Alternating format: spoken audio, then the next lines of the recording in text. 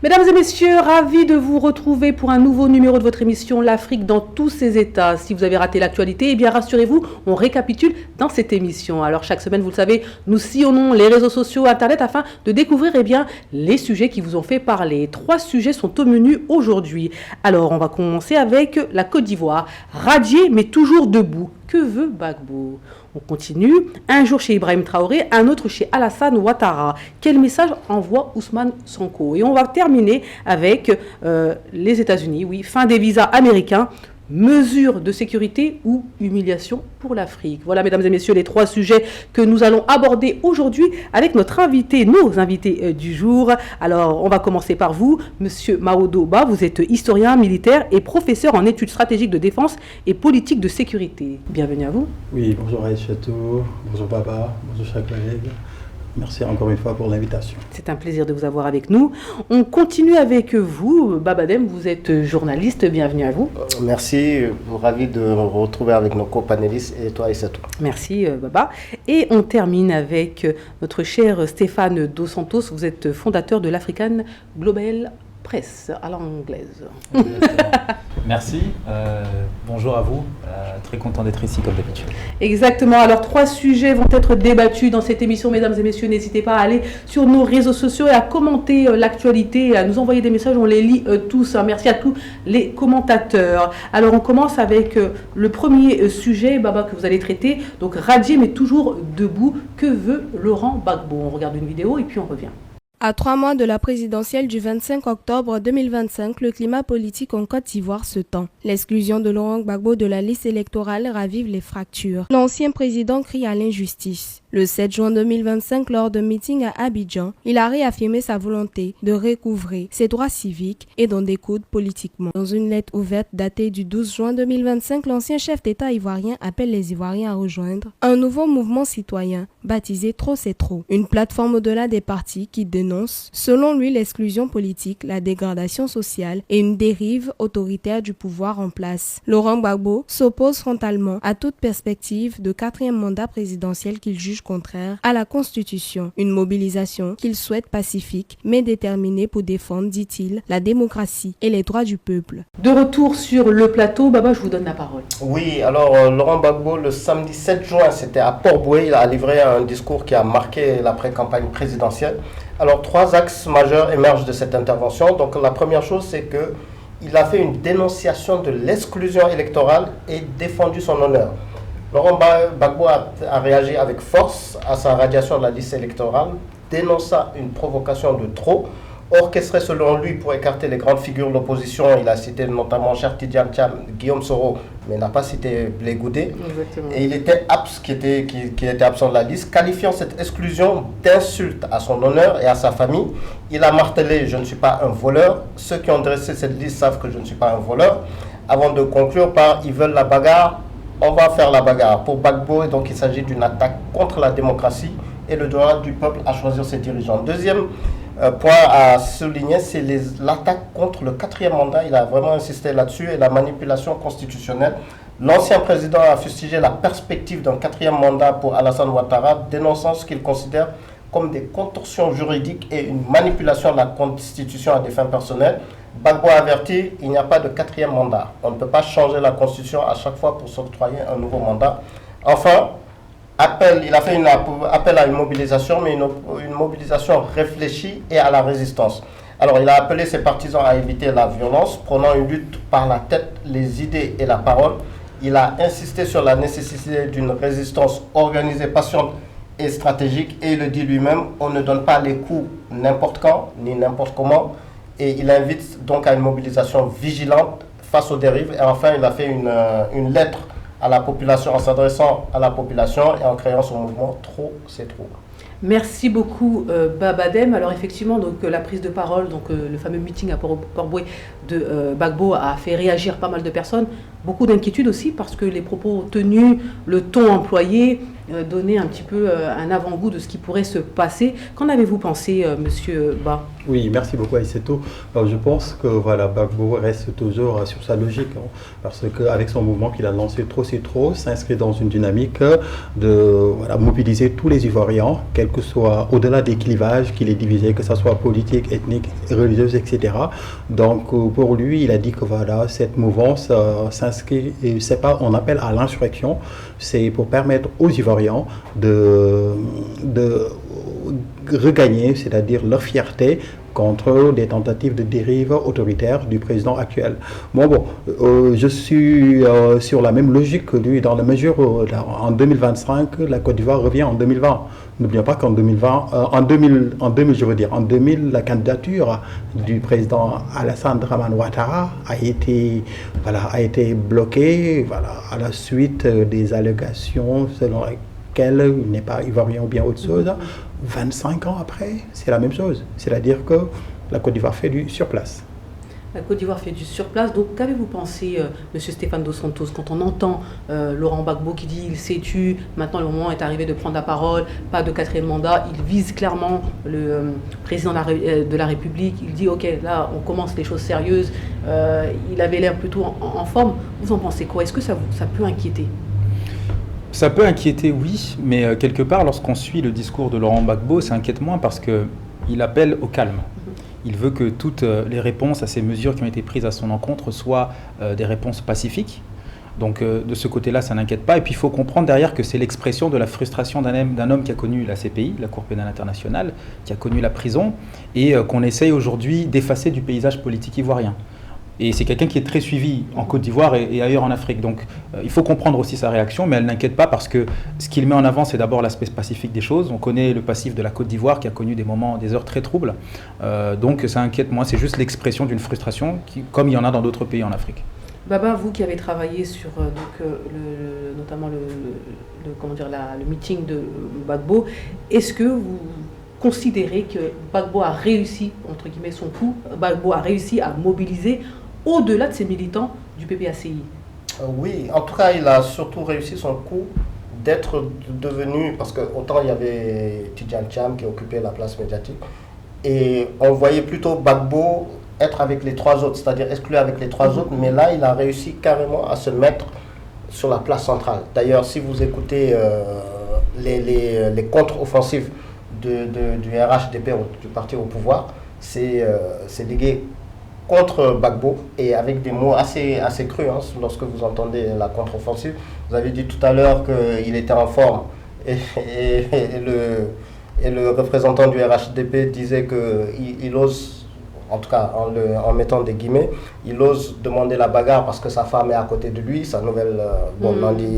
Donc en disant ça, il attaquait carrément même avec des mots peu élogieux, c'est-à-dire qu'il contre-attaque vraiment Gbagbo parce qu'ils ont vu que Gbagbo est devenu la clé majeure de cette campagne électorale. Gbagbo reprend le pouvoir, c'est-à-dire que c'est vrai qu'on parlait beaucoup de Tidjane Thiam, finalement, qui ont été effacés après Port-Boué. Mais c'est lui, carrément. Et comme on dit, son discours... Bon, lui, Stéphane disait que c'était un discours apaisant, mais je ne suis pas très sûr. En fait, pour moi, Gbagbo est très politique. C'est vrai que quand il utilise les mots non à la violence, quelque part, quand il dit ils veulent la bagarre, on va se bagarrer, regardez juste la réaction de ceux qui étaient là-bas, comme s'ils avaient gagné un match de football en disant enfin, et vous regardez même les commentaires en disant voilà un homme, enfin. Et je pense plutôt que c'est un match dans le match entre Gbagbo et Ouattara, que ça devient même une affaire personnelle entre les deux. Et c'est ça qui appelle l'inquiétude parce que Gbagbo connaît Ouattara, Ouattara connaît Gbagbo. Et ce dont on a vu malheureusement dans l'histoire, c'est qu'ils sont capables d'aller très loin. Et c'est ça qui est inquiétant en fait, d'autant plus que ça l'a revigoré.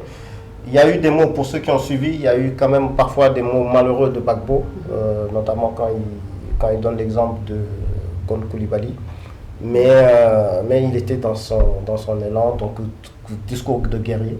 C'est la politique. C'est la politique. Quand vous dites que c'est la politique, c'est-à-dire qu'il y a la politique, après il y a la raison aussi, c'est-à-dire qu'on est dans un pays qui a connu malheureusement de gros problèmes, des tragédies même, vous m'employez ce mot-là.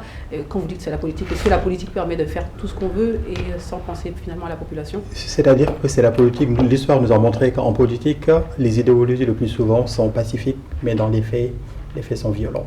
Pour vous, est-ce que Gbagbo était sincère lorsqu'il appelle à la paix? Pour vous, j'ai l'impression que oui. Pour Baba, non. Alors, logiquement, par rapport à son discours, comme je vous l'ai dit, c'est un discours pacifique. Il a dit que voilà, trop, c'est un mouvement non insurrectionnel. L'objectif, c'est de mobiliser tous les Ivoiriens afin de répondre aux problèmes des Ivoiriens, aux aspirations des Ivoiriens, en même temps aussi de tout faire pour éviter ce qu'on appelle les inégalités sociales. Bien sûr. Donc déjà, effectivement, il y a les mots qui ont été posés concernant trop c'est trop le mouvement, l'ambition à savoir quelque chose de pacifique, et il y a la réalité, parce que finalement, quand on regarde un petit peu les propos qui ont été tenus et les mots qui ont été utilisés, quand on parle de bagarre...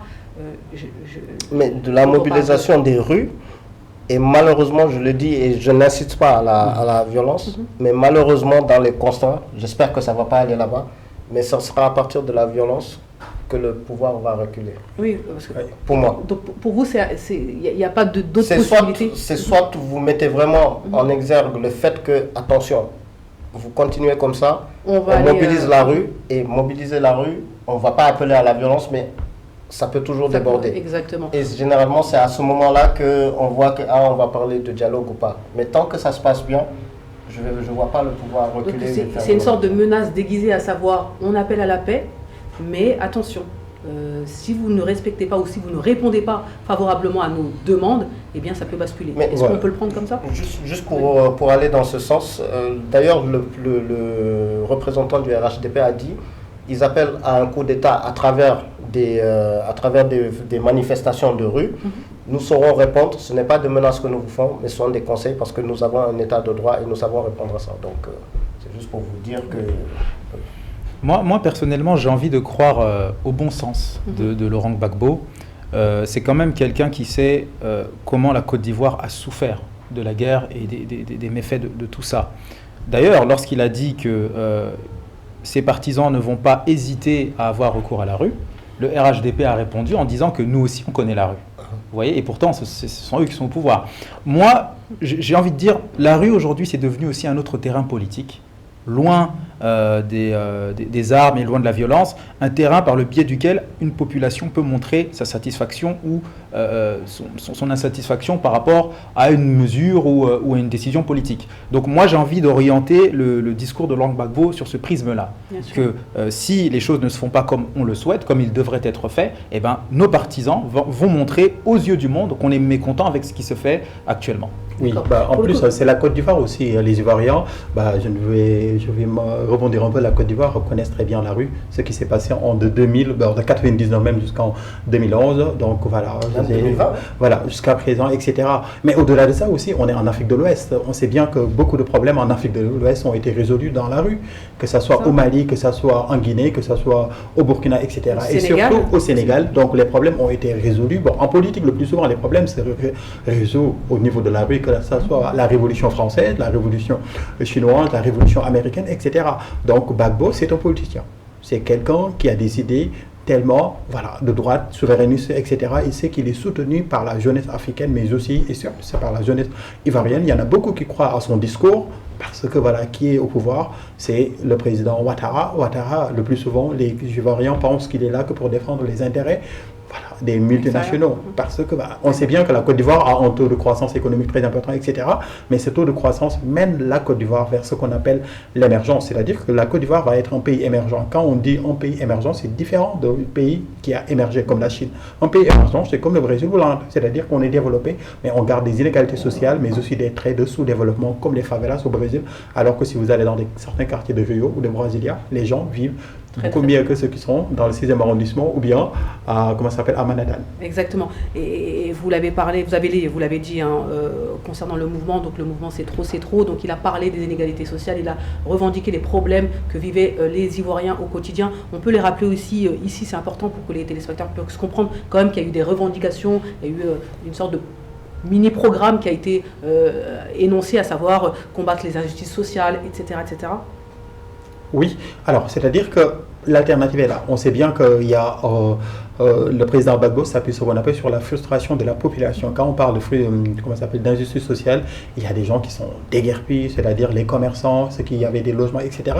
Parce qu'on sait bien qu'Abidjan est dans une logique de modernisation pour faire de la ville, voilà, une métropole, une mégalopole mondiale, avec le métro, les tramways et tout ça là. Donc tout cela là a un coût, mais aussi à ce qu'on appelle la frustration. Et c'est sur cette frustration que Gbagbo s'appuie, parce que en plus il faut noter que Gbagbo c'est un fin politicien quand même. Alors il a choisi les bons éléments, les bons sujets pour pouvoir mobiliser très très large, à savoir la vie chère, l'anti-déguerpissement, les injustices sociales, etc., etc. Oui, bien sûr. Laurent Gbagbo, comme l'a dit notre panéliste ici, Laurent Gbagbo, c'est un fin politicien, il a de la bouteille. Et j'ai envie de vous dire, au-delà même d'avoir mobilisé les arguments que met en avant la population ivoirienne, rien que son appel à la rue, c'est une leçon de politique. Moi, j'ai envie de vous dire. Vous voyez, c'est montrer quelque part à son opposant que tu ne me fais pas peur et on est plus nombreux que vous. Et au final, c'est nous qui avons plus de chances de gagner. Donc oui, effectivement, il a mis en lumière ce que les Ivoiriens, les Abidjanais et les Abidjanaises déplorent depuis un bout de temps déjà en Côte d'Ivoire. L'Union africaine est allée à la rencontre de Laurent Gbagbo. C'est un signal plutôt fort quand même, qu'il faut quand même expliquer ici sur le plateau. Oui, d'autant plus qu'ils étaient inquiets, parce qu'ils sont venus après le discours de Port-Boué. Et le discours de Port-Boué a fait, après si on fait des extraits du discours de Port-Boué, c'est vrai que c'est un discours, si c'est bien fait, hein, donc c'est un discours assez... qui fait peur. Et je pense qu'il appelle même parfois à la confrontation. Il faut vraiment voir, parce qu'il est parti même dire, on dirait qu'ils ne connaissent pas qui est Laurent Gbagbo. Oui, et à un moment donné, je ne vais pas répéter sa phrase, mais il a dit, bon, en parlant de Alassane Ouattara, si c'est toi qui m'interdis, c'est que tu n'as pas bien vu, etc. Bon, je vous laisse suivre après. Donc ils ont pris peur, ils se sont dit, tiens, on va aller, ils sont partis le voir. Exactement. Et le seul, en fait, rencontré. C'est ça, c'est-à-dire qu'ils sont partis voir Gbagbo, ils ne sont pas partis voir Tidiane Thiam, ils ne sont pas partis voir Charles Blé Goudé, mais ils sont partis voir Gbagbo après son discours de Port-Boué. Et donc c'est important, c'est pas n'importe quand. Alors c'est normal, on sait bien que voilà, celui qui est pro, qu'est-ce que cela évoque?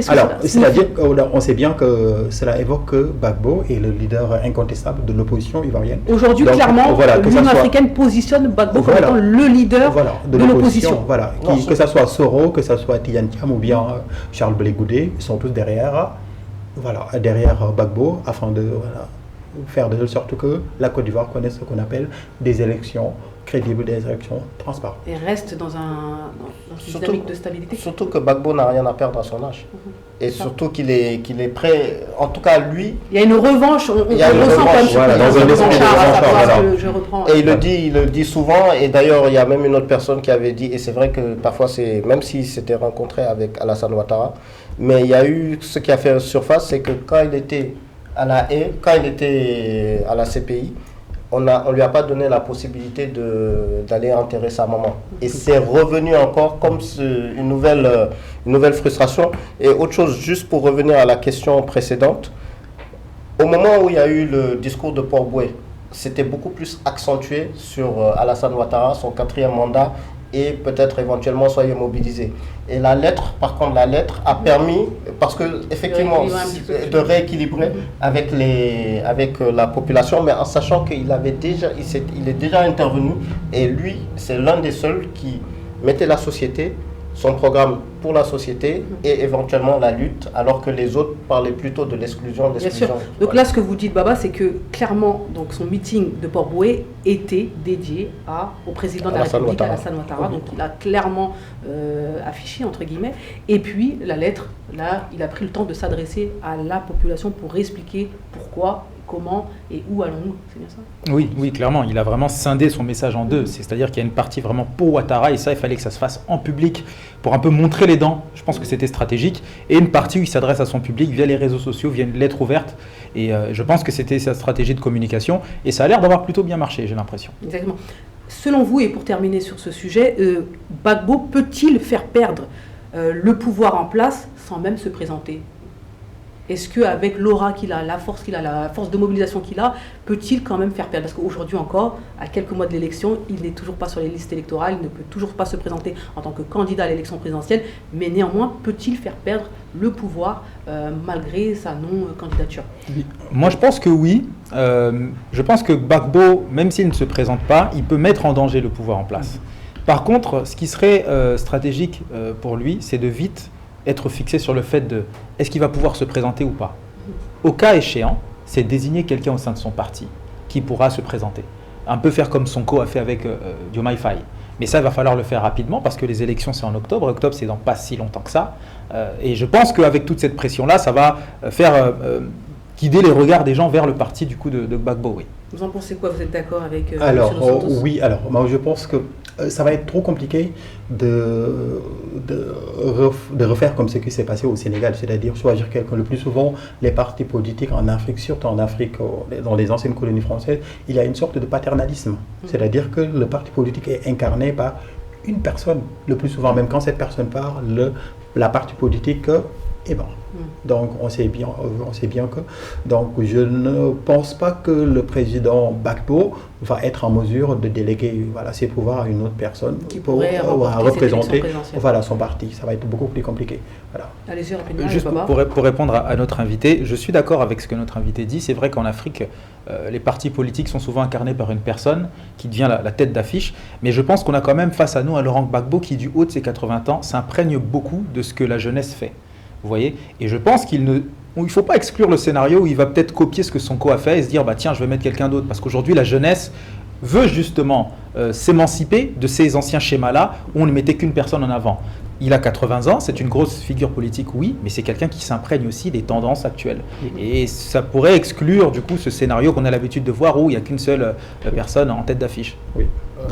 On verra ce que ça va donner. On verra, Baba, rapidement. Oui, moi je dirais, parce que si vous écoutez, j'ai l'impression plutôt que Gbagbo s'occupe, entre guillemets, de Ouattara. Et j'ai l'impression que oui, entre les deux, parce que quand il va mener contre le 4e mandat de Alassane Ouattara, je suis même sûr que Ouattara va dire « je ne suis plus là, qu'est-ce que vous pouvez y faire ?» Et par contre, si vous écoutez les rassemblements du parti de Gbagbo, j'ai vu un docteur Awa qui est là, et de nouveau qui sur les plateaux télé, qui, pour moi, qui sont des plans B que je ne vois pas, par exemple, chez le PDCI. Donc oui, pour répondre à votre question, oui, je pense qu'ils peuvent faire un peu. Donc affaire à suivre, mesdames et messieurs. Plusieurs questions restent en suspens. On essaiera d'y répondre avec le temps ici sur le plateau de l'Afrique dans tous ses états. Allez, on continue cette émission avec un deuxième sujet, cap sur le Sénégal. Un jour chez Ibrahim Traoré, un autre chez Alassane Ouattara. Quel message envoie Ousmane Sonko, Premier ministre du Sénégal? Allez, on regarde une vidéo et puis on revient. C'est la première fois que ces deux figures politiques se rencontrent. Ousmane Sonko, Premier ministre sénégalais, accueilli chaleureusement par le président de la Côte d'Ivoire, Alassane Ouattara. 2 heures de discussion précédées d'un entretien avec son homologue ivoirien Robert Begré-Mambé. L'objectif est simple, accélérer la coopération entre les deux pays. Mais l'économie n'a pas été le seul thème abordé. Les relations diplomatiques et les enjeux de sécurité ont pris toute leur place. Ousmane Sonko s'est ensuite rendu à Bouaké dans le cadre du jumelage avec la ville de Ziguinchor. Ousmane Sonko est à Conakry. Après la Côte d'Ivoire, le Premier ministre sénégalais effectue la 2e étape de sa tournée régionale en Guinée. Au programme, une rencontre avec son homologue Bahouri ainsi qu'avec le président de la transition Mamadi Doumbouya. Cette visite confirme la volonté d'Ousmane Sonko d'entretenir des relations avec tous les pays de la région, y compris les régimes militaires. À l'occasion de cette visite officielle à Freetown le 3 juin 2025, le Premier ministre sénégalais Ousmane Sonko a conclu plusieurs protocoles d'accord avec les autorités de la Sierra Leone. Ces accords portent sur des secteurs stratégiques tels que l'énergie, la valorisation des ressources naturelles et la promotion des investissements bilatéraux. Baba, je vous donne la parole concernant le Sénégal, effectivement, cette tournée ouest-africaine qu'a entamé le Premier ministre Ousmane Sonko. Oui, et puis en l'espace de 3 semaines, Sonko a visité le Burkina Faso, la Côte d'Ivoire, mais également la Guinée et la Sierra Leone. Et il affiche une volonté claire de repositionner le Sénégal comme acteur central de l'intégration ouest-africaine. Donc il y a 3 points majeurs à retenir de cette tournée. Le premier, c'est l'axe panafricain et souveraineté affirmée. Ousmane Sonko a placé la souveraineté africaine au cœur de ses échanges. À chaque étape, il apprenait une Afrique qui décide pour elle-même. loin des ingérences extérieures, a insisté sur la nécessité de bâtir des alliances régionales solides pour faire face aux défis communs. Deuxièmement, on a vu qu'il insistait sur les coopérations concrètes et stratégiques. Donc derrière les discours de Ousmane Sonko lors de ses visites, des projets concrets émergent. Corridor minier, zone économique transfrontalier, accord énergétique et comité technique pour accélérer la coopération.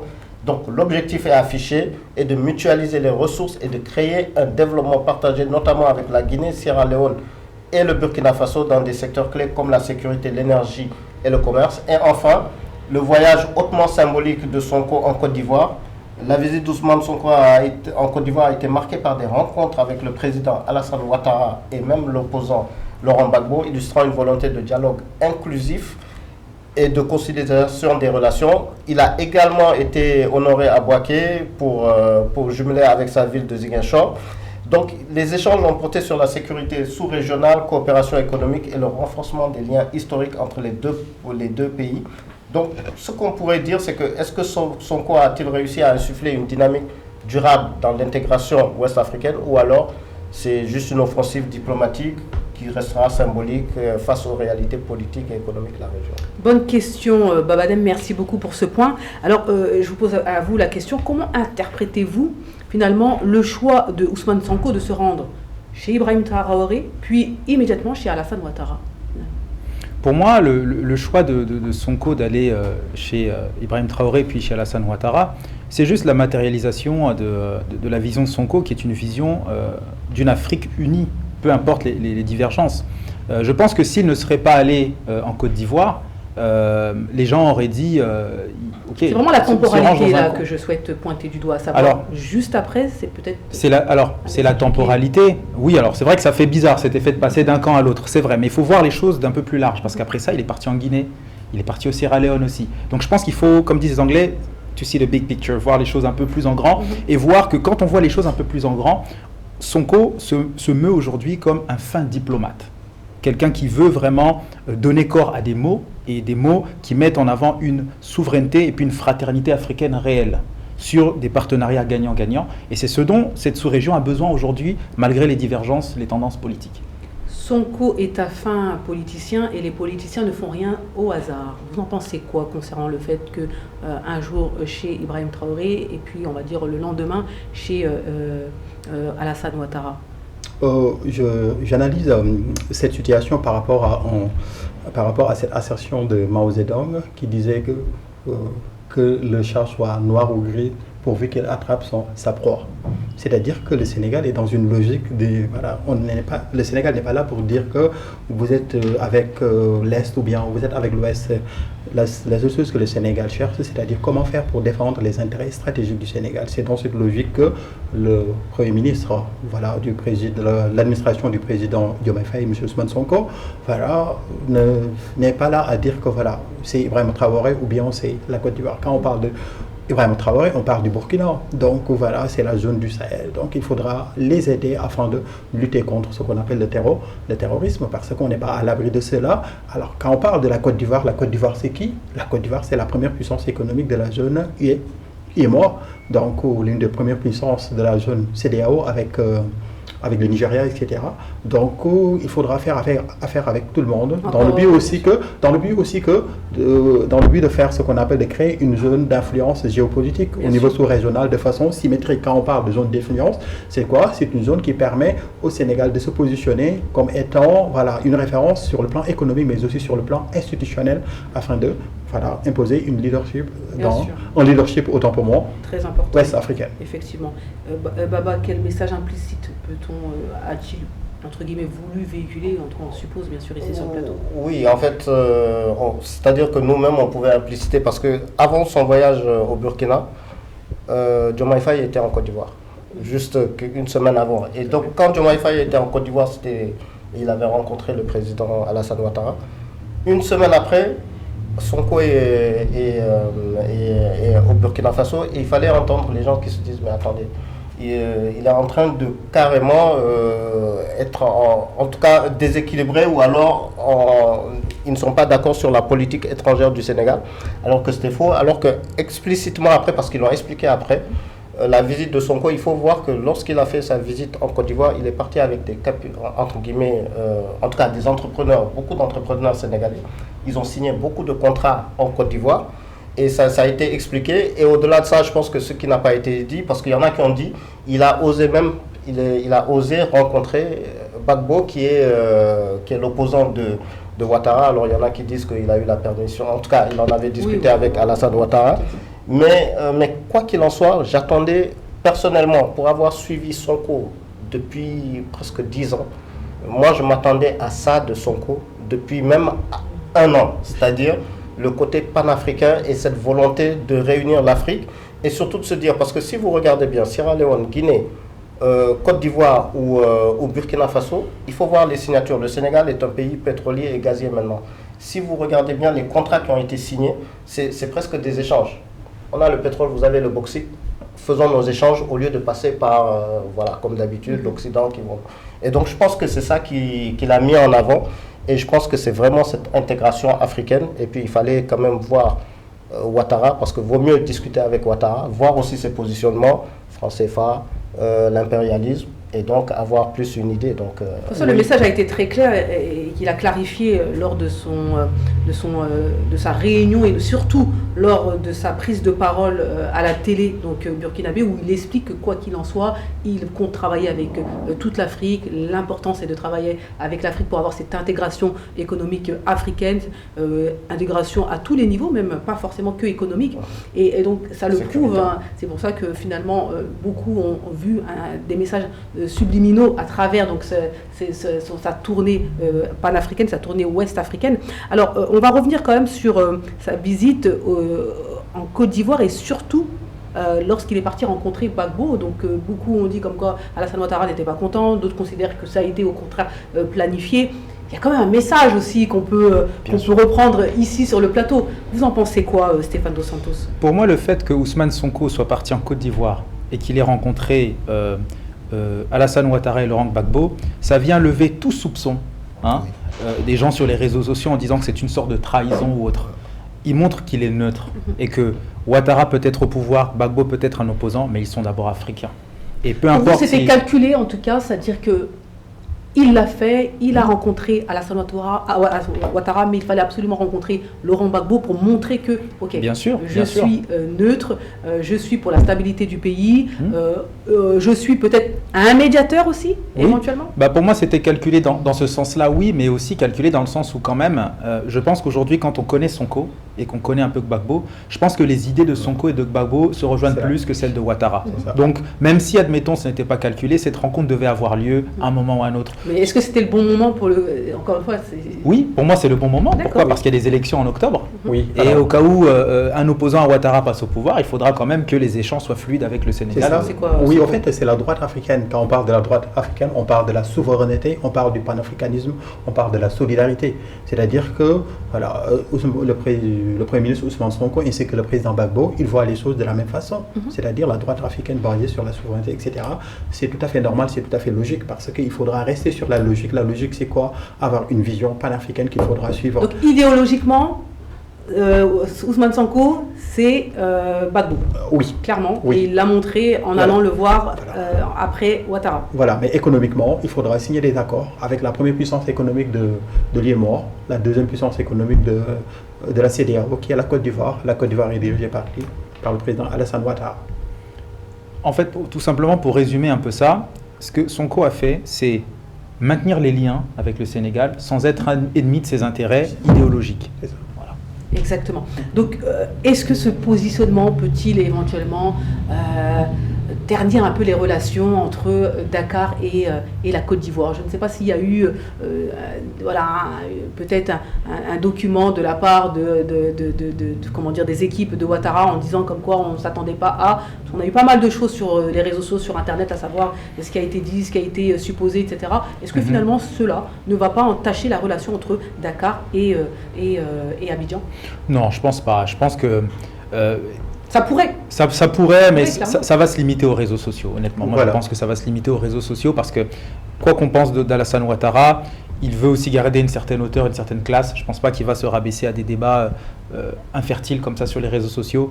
Idem du côté Dakar. Donc je pense que ça va se limiter aux réseaux sociaux, ce genre de politique. Au-delà des réseaux sociaux, c'est vraiment... Et puis si Ouattara ne voulait pas que Sonko rencontre Gbagbo, il aurait empêché. Parce Apparemment, ils ont les agendas. D'après ce qui a été dit, c'est que c'était pas indiqué dans l'agenda et que finalement certains ministres auraient été réprimandés parce qu'ils ne savaient pas que... Non, mais ils ont des renseignements, ils savent. Sonko allait pas. Oui, ils savent. On est dans la supposition, encore une fois, ici, sur le plateau de l'Afrique, dans tous ces États. En tout cas, effectivement, ça aurait pu, il faut le dire ici sur le plateau, surtout qu'on a un face-à-face entre Gbagbo et Ouattara. Et donc, si un président va en Côte d'Ivoire et rencontre l'opposant numéro 1 du président, oui, ça peut entraîner finalement des distorsions entre les deux. Donc, que va-t-il se passer finalement pour le Sénégal? Est-ce que le Sénégal aujourd'hui s'impose comme étant le grand médiateur, le grand rassembleur de l'Afrique ouest? Alors, comme aujourd'hui, il y a, comment il s'appelle, le Premier ministre de la République du Congo, qui est au Sénégal, M. Makosso. Donc voilà, dans son discours inaugural, le président Ousmane Sonko, il a dit quoi? Il a dit la nouvelle diplomatie du Sénégal commence avec ce qu'on appelle le voisinage immédiat. C'est-à-dire qu'il faudra d'abord décoloniser les mentalités, décoloniser la diplomatie sénégalaise qui pensait que pour avoir de la grandeur, pour avoir du rayonnement international, il faut être du côté de Berlin, il faut être du côté de, je ne sais pas, du côté de Pékin ou bien du côté de Paris, etc. Mais aujourd'hui, la nouvelle administration du président Bassirou Diomaye Faye dit que pour faire rayonner le Sénégal d'abord, le Sénégal doit rayonner au niveau sous-régional en quelque sorte. Le Sénégal doit rayonner à Bamako, le Sénégal doit rayonner à Conakry, Abidjan, Banjul, Nouakchott, etc. dans le but de chercher, c'est-à-dire une zone d'influence au niveau sous-régional qui permet d'une façon ou d'une autre, s'inscrire dans une dynamique de la réalisation du projet de l'agenda 2050 du Sénégal qui fera du Sénégal un pays développé. Exactement, et c'est très important. Donc le Sénégal, le positionnement du Sénégal en tout cas s'éclaircit. On voit de plus en plus le rôle qu'il souhaite jouer dans la sous-région. Baba, ils avaient mis pour moi, ils avaient mis du temps. Parce que si vous suiviez Sonko, ne serait-ce qu'à travers son livre, ne serait-ce que le PASTEF, c'est le parti africain, et regardez bien avec Gbagbo, PPACI, c'est le parti africain de Côte d'Ivoire. Voilà, et puis c'est écrit même dans son livre Solution, c'était l'intégration africaine. Mais sauf que, pour moi, et c'est ce que je disais, il y avait du retard à l'allumage. Il y avait du retard pendant un an. On a eu du mal à voir finalement les velléités du duo Diomaye et Sonko. Oui, mais en fait, il y a du retard quand même, mais on sait bien que au lendemain de l'élection du président Bassirou Diomaye Faye, ses premières visites, c'est à Banjul. Ses premières visites, c'est à Nouakchott. Ses premières visites, c'est en Guinée-Bissau, en Guinée, Conakry, dans le but de raffermir les liens fraternels entre. Mais la voix sénégalaise ne s'entendait pas et ça créait même de la frustration. Et c'est à partir des voyages, en tout cas de Diomaye Faye par rapport au franc CFA et des visites du président Sonko, du Premier ministre Sonko, qu'on a on revoit la politique africaine. Et d'ailleurs, le ministère des Affaires étrangères du Sénégal s'appelle ministère de l'intégration africaine et des Affaires étrangères. Donc, l'Afrique d'abord. L'Afrique d'abord. Oui. Très bien, merci beaucoup. On continue, mesdames et messieurs, avec le troisième sujet et donc le sujet de fin, à savoir, fin des visas américains, humiliation de l'Afrique. Au contraire, c'est tout à fait légitime. Alors, début juin 2025, l'administration Trump a décidé de suspendre l'octroi de visas à plusieurs pays africains, notamment le Tchad, la Guinée équatoriale, le Soudan, la Somalie, l'Érythrée ou encore la Libye. Officiellement, cette mesure vise à protéger la sécurité nationale des États-Unis face à des pays jugés peu coopératifs en matière de contrôle migratoire. Mais pour de nombreux observateurs, il s'agit d'une décision à visée électorale, voire discriminatoire, révélant une fois de plus le déséquilibre profond entre l'Afrique et les grandes puissances. Alors, simple décision souveraine ou au contraire humiliation diplomatique de trop? Vous en pensez quoi, Stéphane? Moi, je pense que c'est une décision, comme dans tout pays, qu'il faut respecter. C'est une décision de l'administration Trump. Au-delà de ce que ça a suscité comme indignation, c'est une superbe occasion pour nos dirigeants africains de se remettre en question. Moi, j'ai vu l'administration Trump justifier cette décision par le fait que beaucoup avaient ce qu'on appelle des overstays visas, c'est-à-dire ils restaient trop longtemps en Amérique par rapport à la durée que leur visa leur procurait. C'est l'occasion pour les dirigeants aussi des pays africains de se poser la question pourquoi certains de nos ressortissants en arrivent là. Qu'est-ce qu'on peut faire pour réduire ce genre de situation? Après, elle peut être interprétée comme on veut, comme je l'ai lu dans la presse un peu partout. Mais il faut, en tant qu'Africains, se mettre maintenant dans cette perspective-là, de se dire, ça doit nous laisser l'occasion à nos dirigeants de mieux repenser leur gestion de leurs pays respectifs et surtout d'essayer de stopper, j'ai envie de vous dire, ce trou qu'il y a là dans nos pays et qui fait que les ressortissants des différents pays vont rester un peu trop longtemps dans les pays étrangers comme les États-Unis. Vous en pensez quoi, monsieur Ba? Est-ce que vous considérez que les raisons sécuritaires invoquées sont légitimes et tout à fait normales, ou s'agit-il tout simplement d'un prétexte politique pour bannir certains pays? Voilà, un prétexte politique visant à répondre à une promesse électorale. On sait bien que la promesse électorale du président Trump était basée sur l'immigration. Donc l'immigration qui revient. Donc cette décision a été tellement critiquée, même la branche de Amnesty International des États-Unis qui a qualifié autant pour moi cette décision de discriminatoire, raciste, voire cruelle. Parce que on doit laisser ce qu'on appelle permettre à certains pays, à certains individus la libre circulation des personnes.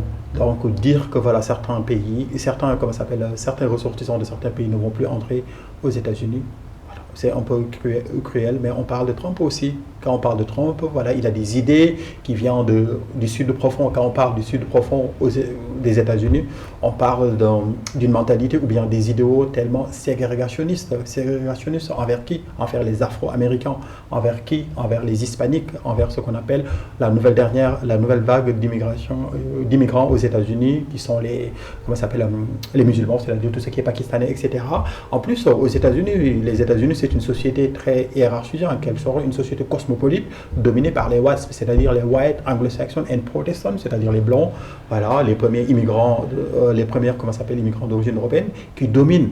Mais de plus en plus, on note qu'il y a ce qu'on appelle une forte natalité des hispaniques, mais une forte natalité, en même temps aussi une forte immigration clandestine, ce qui fait que la majorité blanche qui dominait, de plus en plus, sont en train d'être rattrapés par les hispaniques, mais aussi par les Afro-Américains. Les Afro-Américains sont gonflés par des immigrants africains. Vous voulez dire quoi par là? C'est que les Américains issus de l'Europe ont peur aujourd'hui? On peut, en quelque sorte. Mais en fait, c'est-à-dire, lors de la campagne... Le fameux grand remplaçant.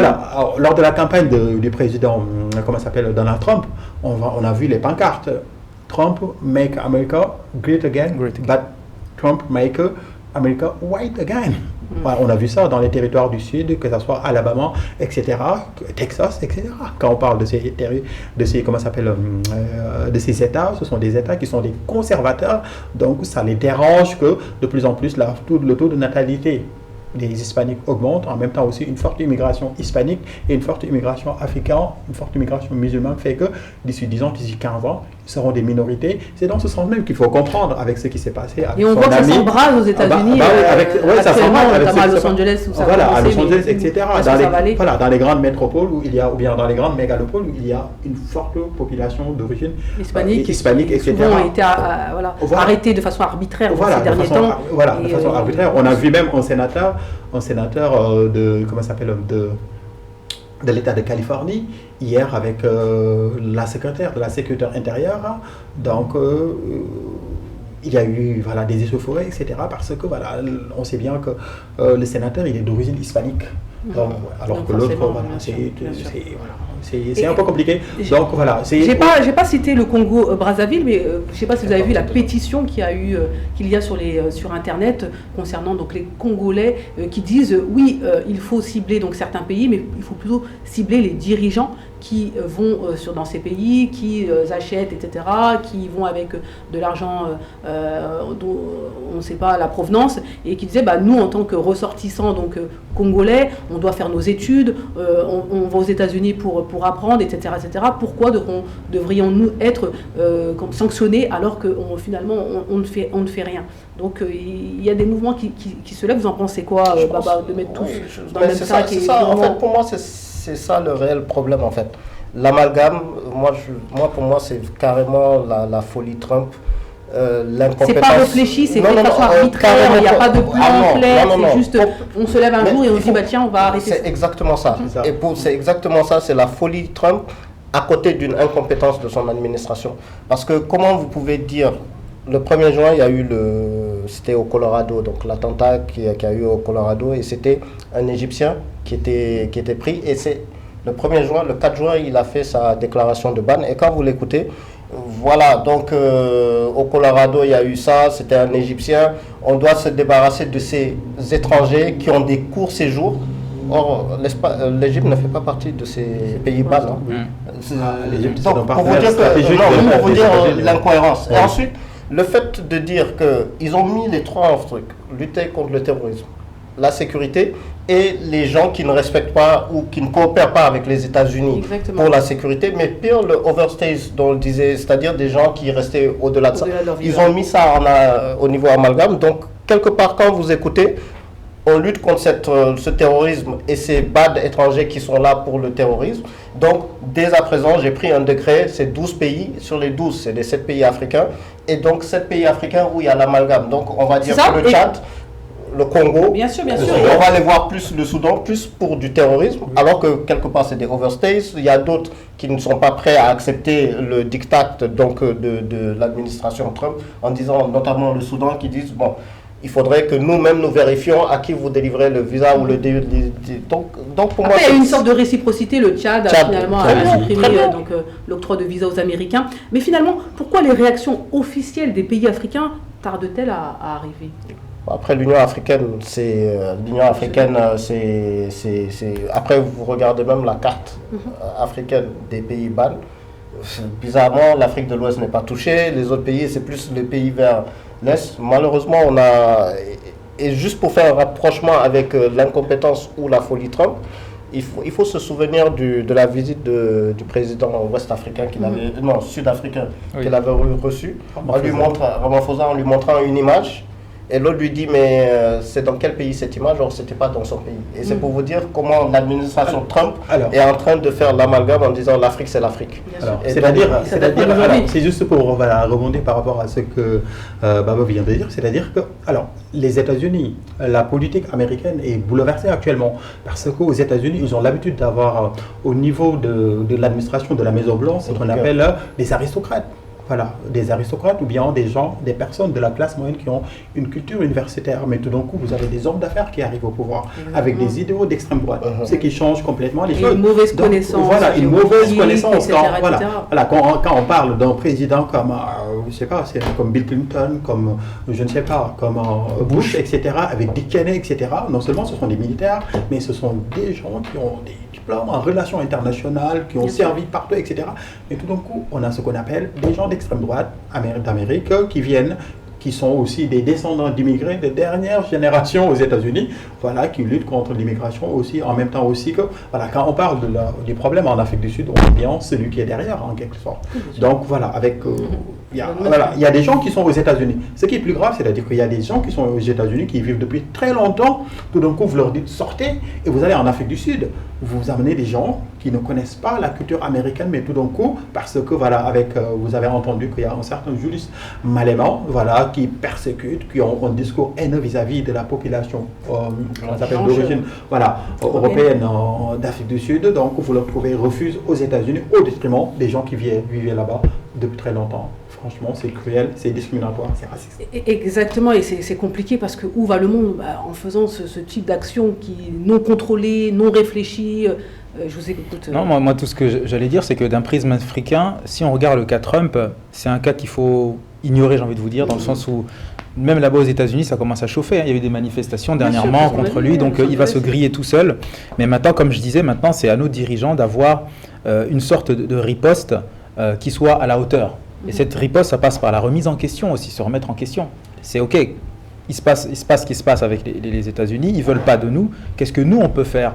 Peut-être pour que nos étudiants, au lieu qu'ils aillent toujours étudié là-bas, qu'est-ce qu'on peut nous développer ici, quel cadre on peut mettre en place pour qu'ils étudient, qu'ils soient à l'aise chez eux sans se sentir. Vous pensez que cela doit être le moment qu'il y ait une remise en question globale des pays africains, à savoir pourquoi on a besoin d'être exclu et pourquoi aux yeux du monde comme ça on nous stoppe les visas, on nous montre un petit peu comme des déchets en disant oui les Africains vous venez plus aujourd'hui, demain oui peut-être, etc. Bien sûr. Donc effectivement normalement l'ego des Africains doit être touché, se dire ok on va changer la donne. Oui, mais en fait ce qu'il faut comprendre par rapport à ces pays en dehors de la Guinée équatoriale, ce sont des pays dont les institutions aussi sont très instables. Mais c'est la raison pour laquelle c'est plus simple quand on et parle de la facile de Libye, faire quand on parle de la Somalie, quand on parle du Soudan actuellement, ce sont des pays qui sont divisés en pleine lutte pour le pouvoir, etc.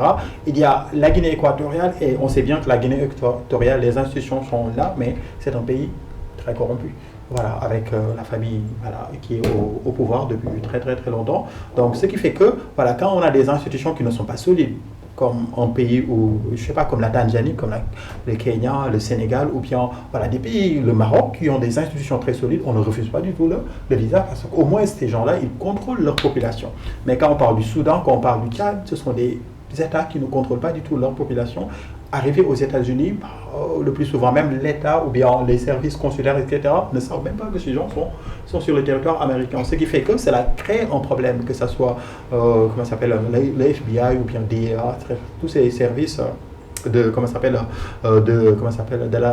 secrétariat à la défense ou bien du secrétariat à la justice n'arrivent pas à identifier ces gens. Ces gens, Trump, peuvent représenter. En tout cas, on note et on insiste sur la réciprocité qu'a fait le Tchad concernant les visas. Donc, ok, ils ont pris acte de la fin des visas américains, mais eux aussi ont décidé de ne plus donner de visa pour le Tchad, même si finalement la conséquence sera moins d'un côté, mais c'est symbolique et c'est important de se faire respecter d'une manière ou d'une autre. Donc moi, et pour terminer, vraiment, parce que vous voulez insister dessus, à savoir que le moment est arrivé pour que l'Afrique finalement se regarde droit dans les yeux et se dise, ok, le moment est arrivé, il faut que on fasse en sorte que nos étudiants, que nos enfants, que les Africains puissent rester convenablement sur le continent africain et vivre leur vie sur le continent africain sans avoir à quémander, et j'insiste sur le terme, sans avoir à quémander un droit d'eux. Exactement. Et surtout, et c'est la remise en question que je voulais dire, si l'Union africaine avait une véritable force, je ne parle pas au niveau symbolique, vous refusez à nos 7 États les visas, tous les États, en tout cas l'Union africaine refuse les visas à tous les Américains, et je suis sûr que là, à ce niveau-là, ça peut changer. Mais sauf que là, on a juste une condamnation, c'est raciste, c'est cruel, etc. Mais ça va symbolique qui n'a même pas été à l'oreille du concerné. C'est normal, les États-Unis continuent de dérouler leur politique malheureusement parce que dans nos États, on est tellement divisés. On a du mal à faire un consensus. Nous, les Ouest africains, on sait bien, bien sûr, mais il y a les États de l'AES, il y a ceux de CELI. Et je reprends vos propos, et pour finir, vous disiez comme quoi il ne faut pas s'arrêter à Trump. Il est là, il crée du trouble partout, il en a créé précédemment, il en crée encore aujourd'hui dans son propre pays, avec l'Asie, etc. Donc c'est un micro-problème, entre guillemets, et qu'il faut passer au-delà et surtout retenir des leçons et se dire, ok, qu'est-ce qu'on fait ? Exactement, c'est comme je disais, c'est valable pour Trump comme pour d'autres dirigeants.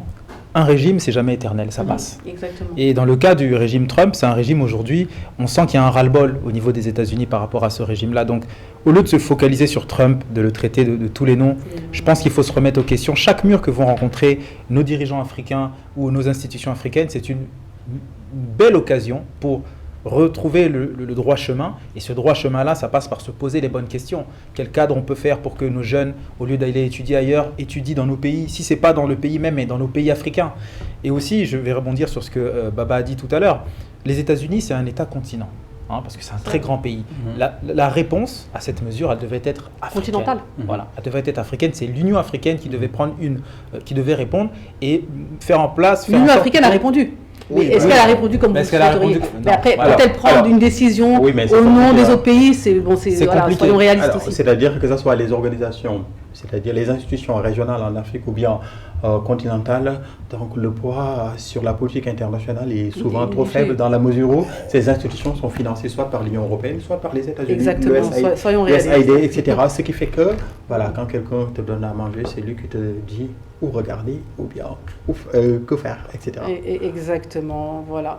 Nous sommes au terme de cette émission. Merci à vous, Maodo Ba, merci à vous, Stéphane Dos Santos, merci à vous, bien sûr, Babadem. N'hésitez pas à suivre cette cette émission sur les réseaux sociaux. N'hésitez pas à commenter. Et si vous souhaitez venir ici débattre avec nous, eh bien, vous êtes les bienvenus. Allez, rendez-vous la semaine prochaine pour un nouveau numéro de l'Afrique dans tous ses états.